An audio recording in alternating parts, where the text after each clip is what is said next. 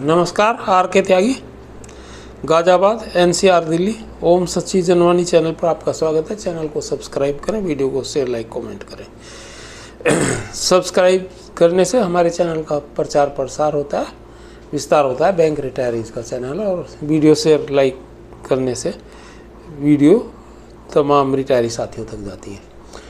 कुछ लोगों का कहना है कि धरने में क्यों गए, क्या जाने का फ़ायदा था, ये तो वो है, खराब लोग हैं, ये अच्छे नहीं है। कहीं ना कहीं कुछ ना कुछ खराबियाँ सब में होती हैं, कुछ अच्छाइयाँ सब में होती हैं। और धरने के बाद ये लोग जो रेजोल्यूशन वहाँ इन्होंने 6 इशूज़ को लेकर लिया था, उसको इन्होंने DFS डिफेंस फाइनेंस सेक्रेटरी जो है DFS में गए और वहाँ सबमिट भी किया है। ये वहाँ तय हो गया था। तो ये चीज़ें। दूसरी बात ये है कि कुछ ना करने से हाथ पैर हिलाना ज़्यादा अच्छा है। और उन्होंने एक ऑफिशियल अपना कम्युनिकेशन भेजा मुझे, ये मैं आपको पढ़ देता हूँ। Today massive dharna demonstration was organised by UFBRO in which more than 1000 bank retirees participated from all nationalised banks, private sector banks.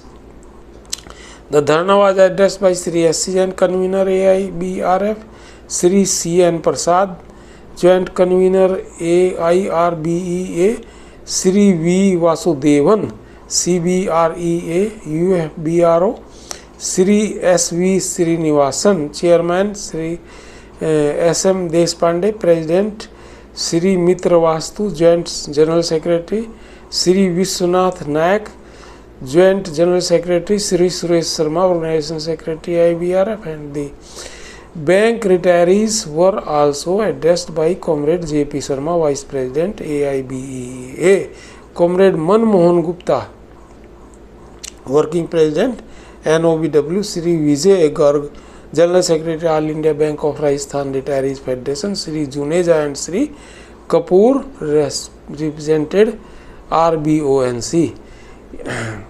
It was resolved unanimously in the dharna that the memorandum on the bank retirees demands be submitted to the Secretary DFS. This was the third dharna program in Delhi at Jantar Mantar, first at Jaipur 14 September, second at Lucknow at 21st September, as per the discussion of UFBRO to gear up the action plan to achieve our demands.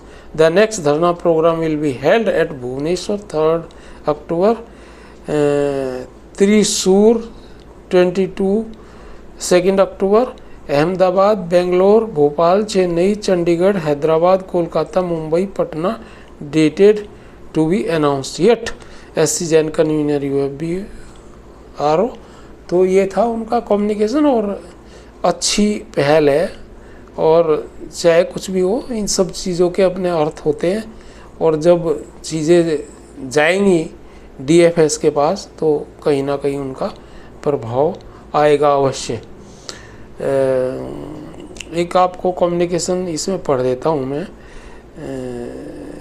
Insurance वाले में हमारे एक साथी ने लिखा, mister धर्म सिंह।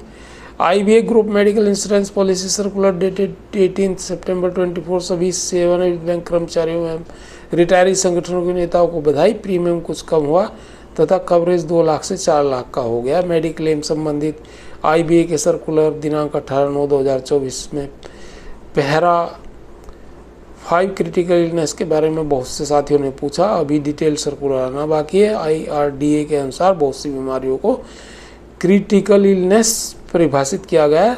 इसमें 4 मुख्य हार्ट अटैक, कैंसर, स्ट्रोक और कोमा है, जो सभी इंश्योरेंस कंपनियों को रखना जरूरी है। बाकी 60 क्रिटिकल डिजीज अलग अलग कंपनियां अपने हिसाब से योजनाबद्ध तरीके से अपनी पॉलिसी में रखती हैं। Congratulations to all the retired bank employees and leaders of retirees organisation. The premium has reduced slightly and the coverage has increased from 2 lakh to 4 lakh. Many friends have asked about clause 5 mentioned in IBA circular dated 18 September 24 related to critical disease in mediclaim.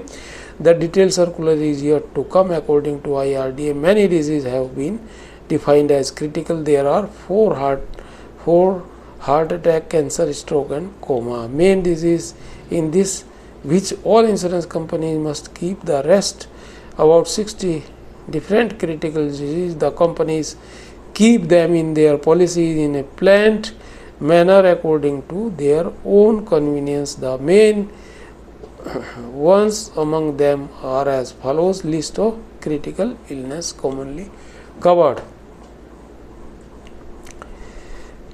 तो ये हैं इसमें, देखो ये कुछ इसमें दे रखे। Number 1 cancer of specified severity, number 2 myocardial infarction first heart attack of specific severity, third open chest CABG, number 4 open heart replacement और repair of heart valves, number 5 coma of specified severity, number 6 kidney failure requiring regular dialysis, number 7 stroke resulting in permanent symptoms, number 8 major organ bone marrow transplant, number 9 permanent paralysis of limbs, number 10 motor neuron disease with permanent symptoms, motor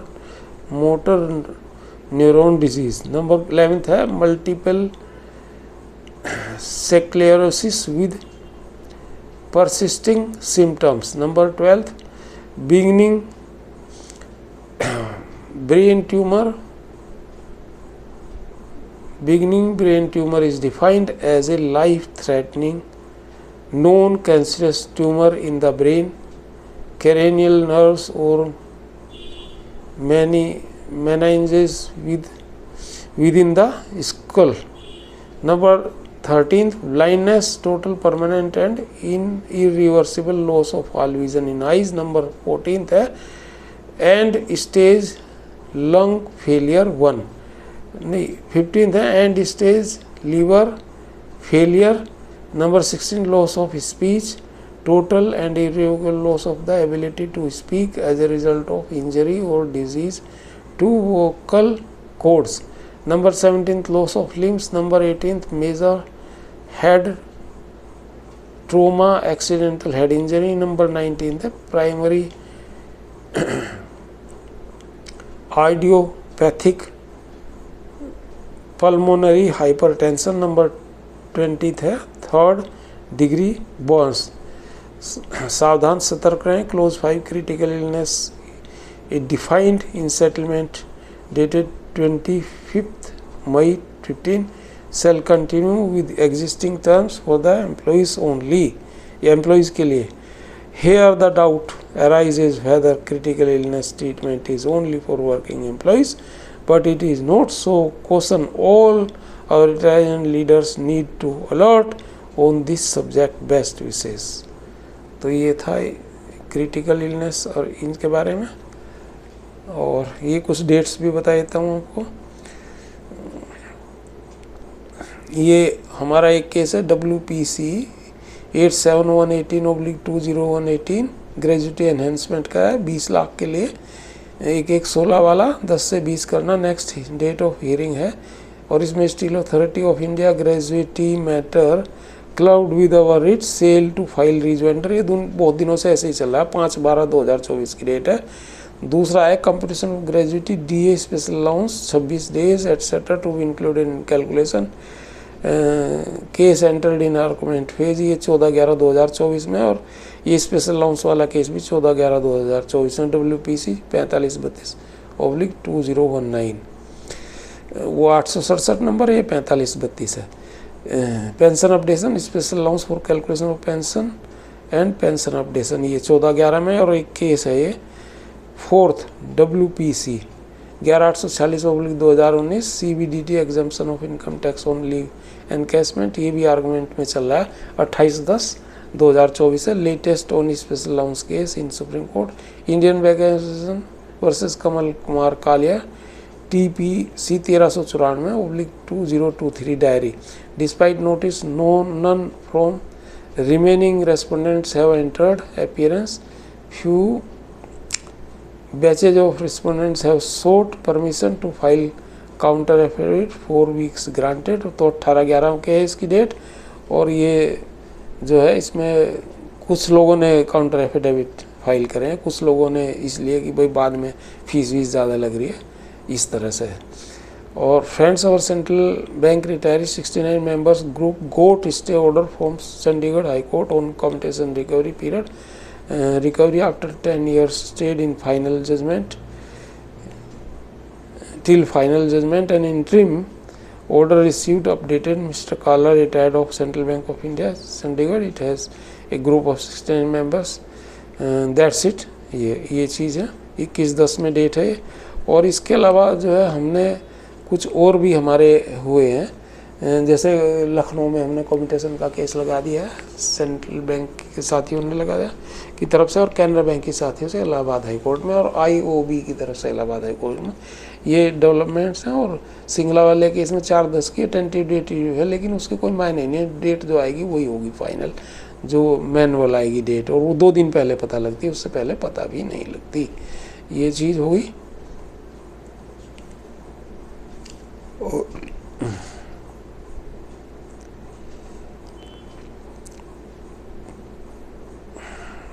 चलिए बाकी video में दूसरी में शुरू करेंगे। धन्यवाद साथियों। भारत माता की जय, वंदे मातरम। वीडियो को शेयर करें, चैनल को सब्सक्राइब करें। 8588988205 8588988205 मेरा नंबर है। सहयोग मांग भी सकते हैं, सहयोग दे भी सकते हैं। धन्यवाद साथियों। भारत माता की जय। ओम नमः शिवाय।